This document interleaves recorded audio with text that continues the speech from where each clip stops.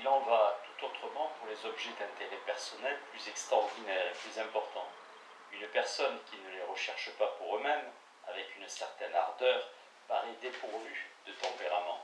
Nous devons mépriser un prince qui n'est pas soucieux de conquérir ou de défendre une province. Nous devons avoir peu de respect pour le gentilhomme qui ne s'efforce pas d'acquérir une propriété ou même un office considérable quand il pourrait les obtenir sans bassesse ou sans injustice.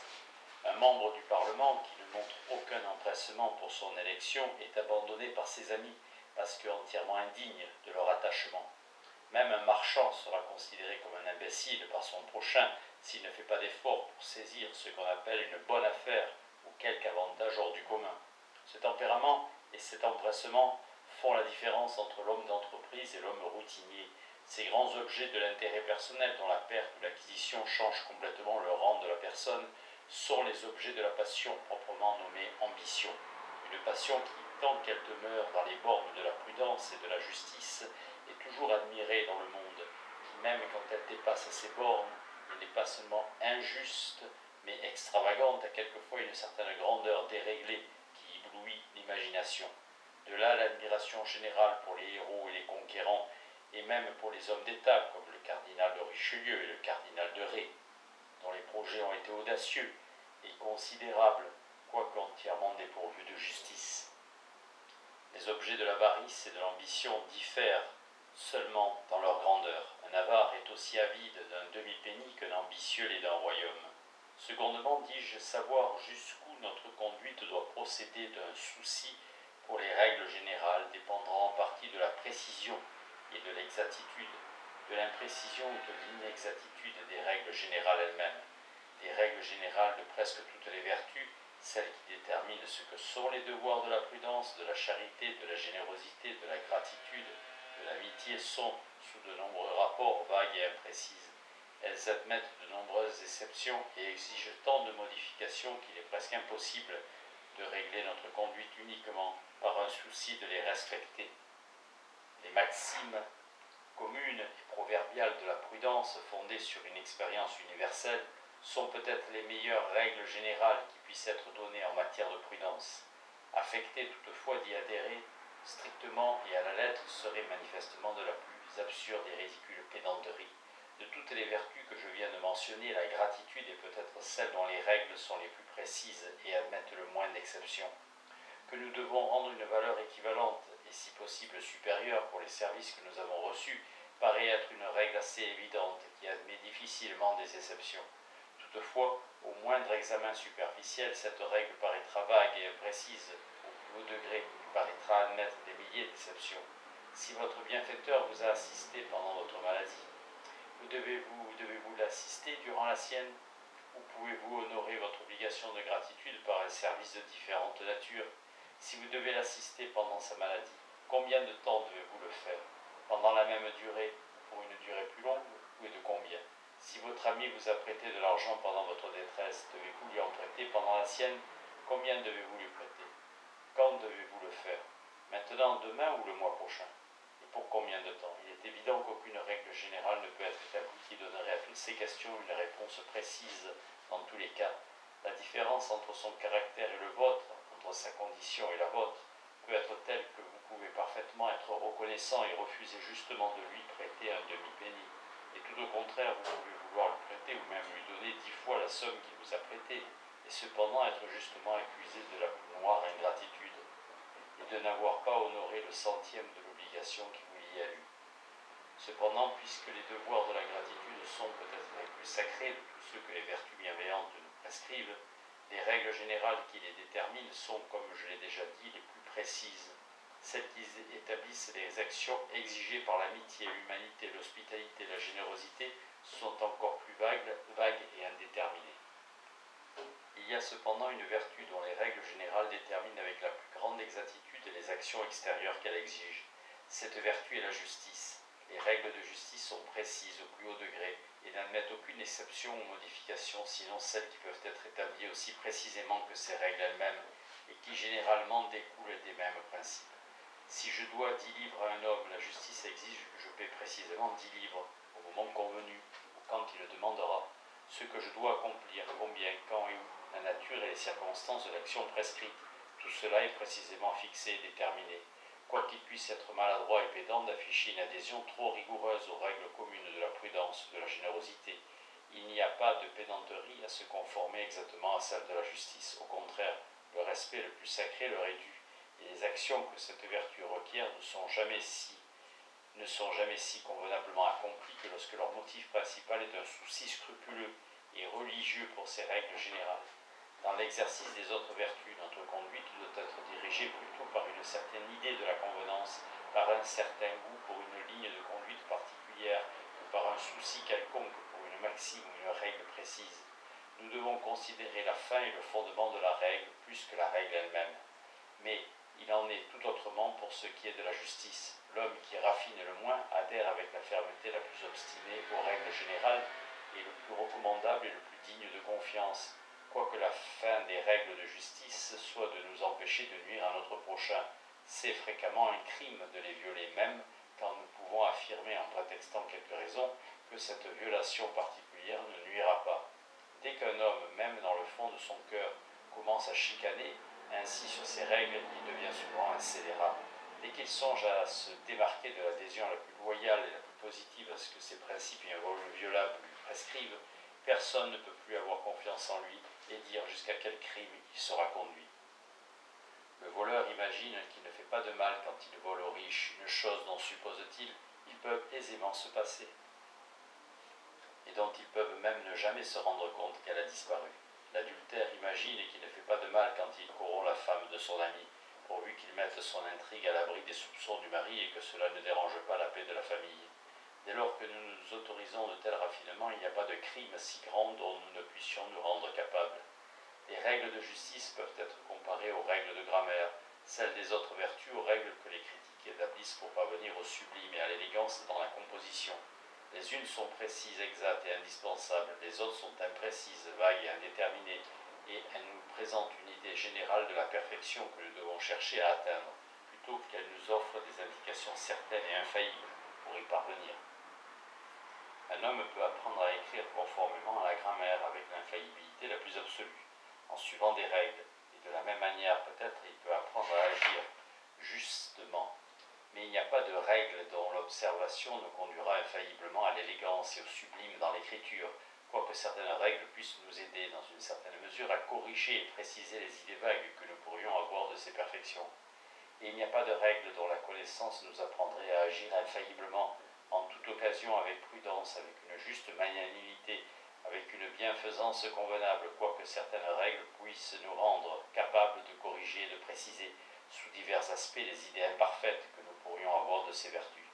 Parfois, il peut arriver que nous nous trompions en dépit du désir le plus véritable et le plus ardent d'agir pour mériter l'approbation sur les règles convenables de conduite, et que nous soyons égarés par le principe même qui devait nous diriger. Dans ce cas, il est vain d'attendre du genre humain qu'il puisse approuver entièrement notre conduite. Il ne peut entrer dans cette idée absurde du devoir qui nous a influencés ni être d'accord avec les actions qui en découlent. Cependant, il y a toujours quelque chose de respectable dans le caractère et le comportement de celui qui en vient au vice par un sens faux du devoir ou par ce qu'on appelle une conscience erronée. Quelque funeste que soit son égarement, il sera toujours plus l'objet de commisération et que de haine ou de ressentiment de la part des hommes généreux et humains. Ils déploreront la faiblesse de la nature humaine qui nous expose à de telles illusions malheureuses, quand même nous travaillons très sincèrement à atteindre la perfection et que nous nous efforçons d'agir selon le meilleur principe qui puisse nous diriger. Les idées fausses en matière de religion sont presque les seules causes qui peuvent aussi occasionner une corruption très grossière de nos sentiments naturels, et le principe qui confère l'autorité la plus grande aux règles du devoir est seul capable de déformer nos idées à leur sujet en un degré considérable. Dans tous les autres cas, le sens commun est suffisant pour nous diriger, sinon vers la convenance la plus exquise de la conduite, du moins vers quelque chose qui s'en approche, et pourvu que nous soyons fermement désireux de bien faire, notre comportement sera toujours dans l'ensemble digne d'éloge. Qu'obéir à la volonté de la divinité soit la première règle du devoir, tous les hommes en conviennent, mais pour ce qui est des commandements particuliers que cette volonté peut nous imposer, ils pourront différer largement les uns par rapport aux autres. Donc en cela, l'indulgence et la tolérance mutuelle les plus grandes sont requises. Et quoique la préservation de la société exige que les crimes soient châtiés, quels qu'en soient les motifs. Cependant, un homme bon les châtiera toujours avec réticence quand ces crimes procèdent avec évidence de notions fausses du devoir religieux. Il ne sentira jamais à l'égard de leurs auteurs cette indignation qu'il aura contre les autres criminels, mais il regrettera plutôt et parfois même admirera leur fermeté et leur magnanimité infortunée au moment même où il les châtiera pour leurs crimes. Dans la tragédie de Mahomet, l'une des plus belles de Voltaire, sont bien représentés ce que doivent être nos sentiments pour des crimes qui procèdent de tels motifs. Dans cette tragédie, deux jeunes gens de sexes différents, aux dispositions les plus vertueuses et les plus innocentes, sans autre faiblesse que cette tendresse réciproque qui nous attache d'autant plus à eux, sont poussés par les motifs les plus puissants d'une religion fausse à commettre un meurtre horrible qui heurte tous les principes de la nature humaine. Un vénérable vieillard qui leur avait manifesté la plus tendre affection, pour qui ils avaient conçu l'estime et le respect des plus hauts, bien qu'il fût l'ennemi déclaré de leur religion, et qui en réalité était leur père, quoiqu'ils ne le connussent pas comme tel, leur était désigné comme la victime d'un sacrifice que Dieu aura expressément exigé d'eux, et il leur est ordonné de le tuer.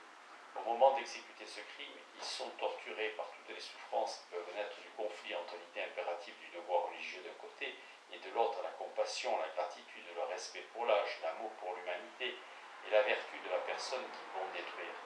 La représentation de ce conflit en fait un des spectacles les plus intéressants et peut-être le plus édifiant qui ait été porté au théâtre. Cependant, le sens du devoir finit par triompher de toutes les aimables faiblesses de la nature humaine.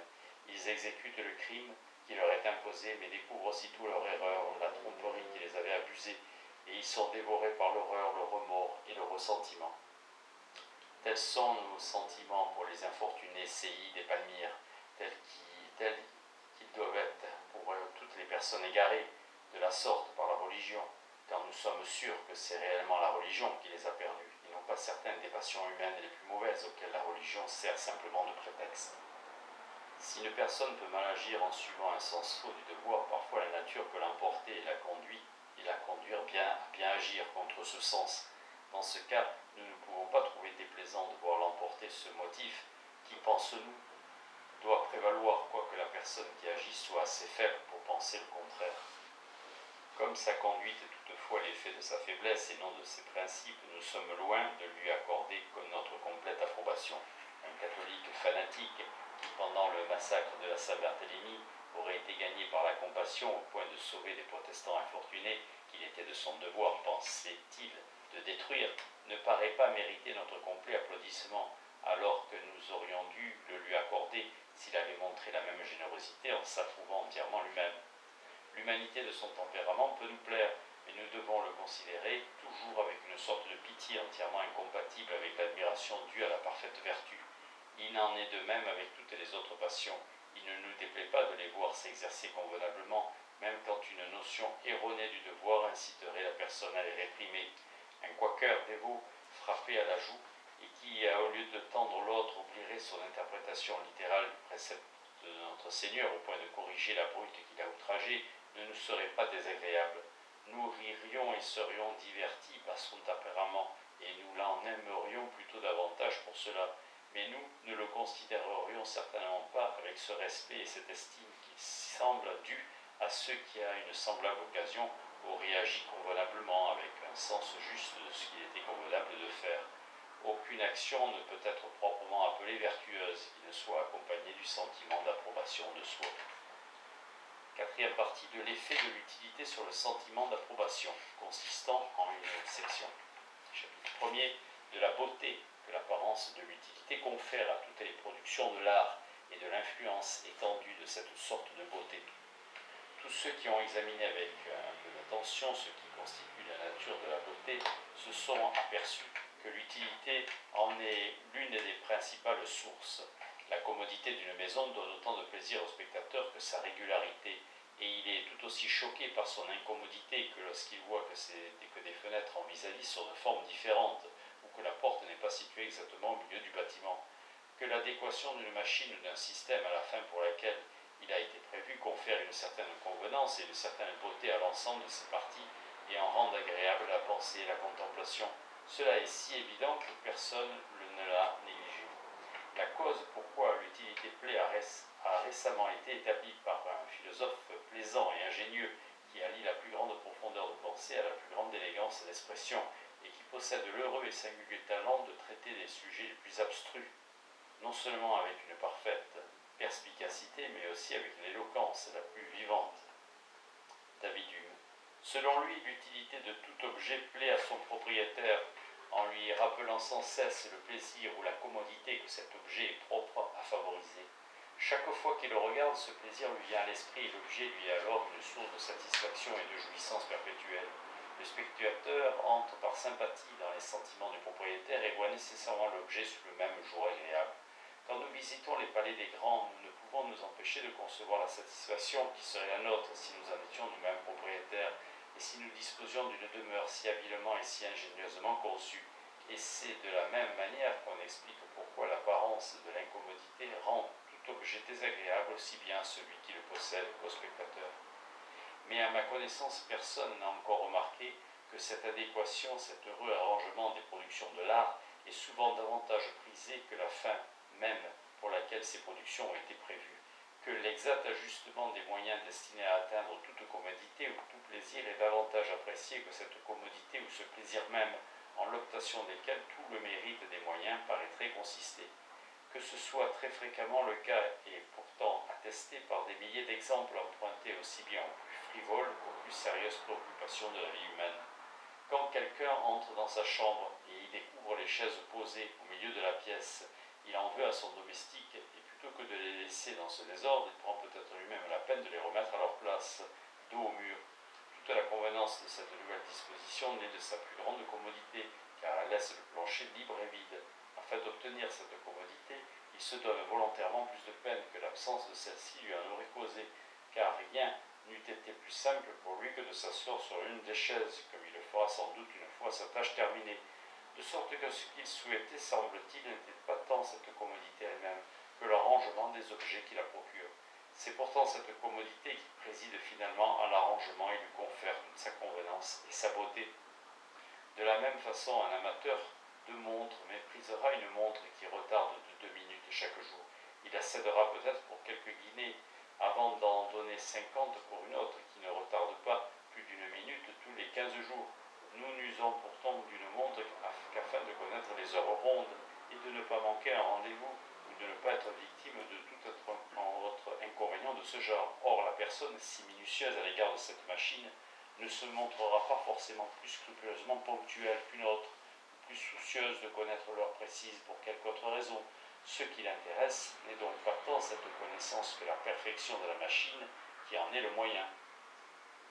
Combien de gens ne se ruinent-ils pas en dépensant leur argent dans l'achat de bibelots d'utilité frivole? Ce n'est pas tant l'utilité qui plaît à ces amateurs de babioles que l'aptitude des machines à être utiles. Toutes leurs poches sont remplies de petites commodités. Ils s'inventent de nouvelles poches inconnues sur les vêtements des autres gens, afin d'en transporter encore davantage. Ils se promènent ainsi chargés d'une multitude de bricoles, dont le poids et quelquefois la valeur ne sont pas inférieurs au coffret d'un juif, parmi lesquels certaines servent parfois à quelque chose, mais dont on peut très bien se dispenser, et dont l'utilité ne justifie certainement pas la fatigue du fardeau. Ce n'est pas seulement au regard d'objets si frivoles que notre conduite se trouve influencée par ce principe. Il est souvent le motif secret des entreprises les plus sérieuses et les plus importantes, tant dans la vie privée que dans la vie publique. Le fils d'un homme pauvre que le ciel, dans sa colère, a affligé d'ambition, lorsqu'il commence à regarder autour de lui, admire la condition des riches. Il trouve la chaumière de son père trop petite pour son confort et s'imagine qu'il serait plus à son aise logé dans un palais. Il lui déplaît de devoir aller à pied ou de supporter la fatigue de monter à cheval. Il voit ses supérieurs transportés dans des machines et il imagine qu'il voyagerait avec moins d'incommodité dans l'une d'elles. Il se sent naturellement indolent et souhaite se servir le moins possible de ses mains. Il juge qu'une suite nombreuse de domestiques lui épargnerait bien de la peine. Il pense qu'une fois obtenu tout cela, il pourrait enfin demeurer satisfait et paisible et jouir à l'idée du bonheur et de la tranquillité de sa situation. L'idée lointaine de cette félicité l'enchante. Elle apparaît dans sa fantaisie à l'image de la vie d'un être de rang supérieur. Et afin d'y accéder, il se consacre à jamais à la poursuite de la richesse et de la grandeur. Pour obtenir les commodités qu'offrent ces dernières, il s'oblige durant la première année, voire dès le premier mois de son entreprise, à plus de fatigue et de soucis que la l'absence de ces commodités aurait pu lui causer toute sa vie durant. Il fait des études afin de se distinguer dans quelques professions laborieuses. Par une industrie acharnée, il travaille jour et nuit à l'acquisition de talents supérieurs à ceux de tous ses rivaux. Il s'efforce ensuite de porter ses talents au regard du public et il sollicite avec la même assiduité toutes les occasions d'emploi. Dans ce but, il fait la cour au genre humain tout entier, sert ceux qu'il déteste, se montre obséquieux envers ceux qu'il méprise. Toute sa vie durant, il poursuit l'idée d'un repos factice et élégant qu'il ne connaîtra peut-être jamais, à laquelle il sacrifie une quiétude réelle toujours à sa portée, et qui, si jamais il atteint à toute fin de sa vie, ne lui paraîtra en rien préférable à l'humble tranquillité et au contentement qu'il a abandonné.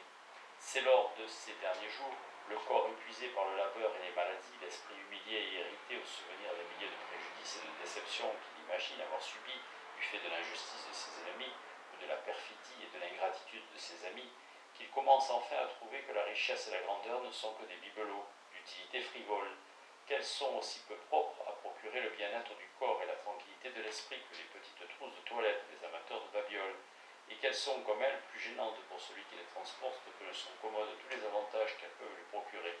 Il n'y a pas de différence réelle entre elles, si ce n'est que les commodités des unes sont plus manifestes que celles des autres. Les palais, les jardins, l'équipage, la suite des grands sont des objets dont l'évidence commodité frappe tout le reste, tout le monde.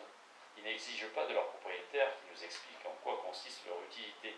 Nous entrons aisément dans le sentiment de cette utilité. Nous jouissons par sympathie de la satisfaction qu'ils sont propres à leur offrir et nous applaudissons. Mais la curiosité d'un cure-dent, d'une machine à couper les ongles ou à curer les oreilles, ou de toute autre babiole de cette sorte, n'a rien d'aussi manifeste.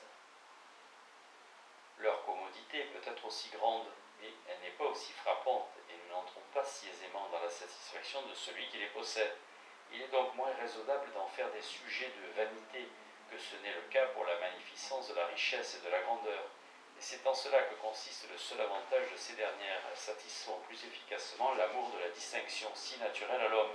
Celui qui se trouverait obligé de vivre seul sur une île déserte pourrait avoir des doutes quant à la question de ce qui, d'un palais ou d'une collection de toutes ces petites commodités qu'on trouve d'ordinaire dans une trousse de toilette, conviendrait le mieux à son bonheur et à sa joie.